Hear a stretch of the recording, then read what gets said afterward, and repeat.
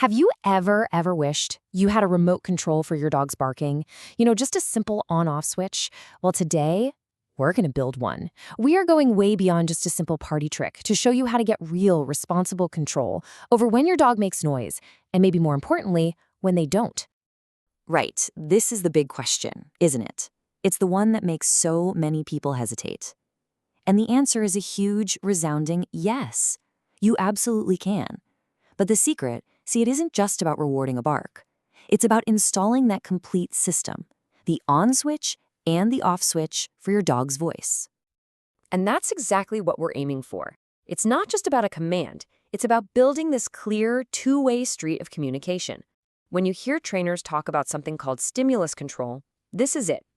It means the behavior happens when you ask for it, and this is the critical part, it doesn't happen when you don't. Okay, so before we jump into the how, let's just take a second to talk about the why.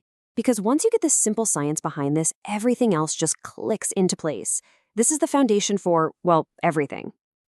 Everything we're going to talk about today is built on one beautiful principle: positive reinforcement. It's simple, right? When your dog does something you like, say a single polite bark, you immediately add something they love, like a great treat. It's a totally force-free way to train that builds a super confident dog who actually gets excited to learn with you. So this is the engine that drives pretty much all modern dog training. It's a simple little three-step loop. You give a cue, the dog offers a behavior, and that behavior gets a reward. That's it. Our whole job as trainers is just to make the link between our cue and their action totally crystal clear. But here's a question. How does your dog know the treat was for the bark and not for, say, the cute head tilt they did a second later? That's where a marker signal comes in. A clicker, or even just a sharp yes, works like a camera shutter. It captures that exact millisecond your dog did the right thing and tells them that what you just did, that's what earned you this awesome reward. It makes our communication incredibly precise. Now, there isn't just one way to do this. Not at all. The best method for you is going to depend entirely on your dog's unique personality. So let's figure out which path is going to be the right one for you and your pup. It really all boils down to this one question.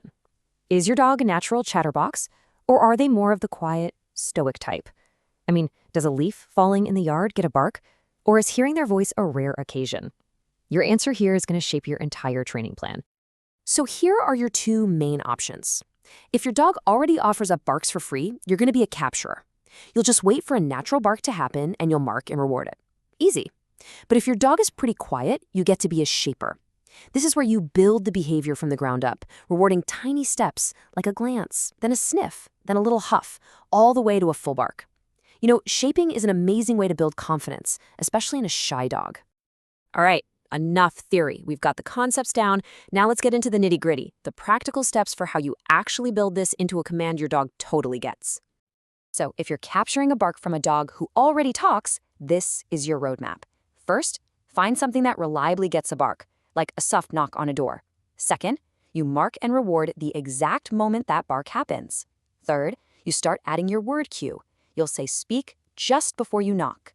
And finally, you start to fade out that knock, so eventually just your word does the trick. Simple as that. Okay, the details here are absolutely crucial. You want to pick a trigger that gets one thoughtful woof, not a crazy, frantic barking fit, and you only reward that one bark. Also, the order of operations is key. You say speak, pause for a beat, then you knock. That little pause is what teaches the dog your word predicts the event. So, we've built the on switch. Awesome. But let's be real. Teaching speak is only half the battle. If you want to be a responsible dog owner, the quiet command, your off switch, is completely, totally non-negotiable. The way we teach this is actually kind of brilliant. First, you'll ask for a speak and reward it. Now, what does a dog have to do to eat a treat?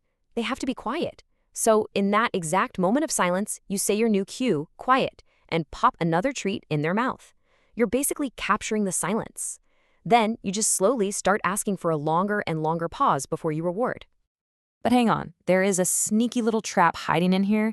If you're not super careful, you can accidentally teach your dog that barking is the thing that makes the whole reward game start.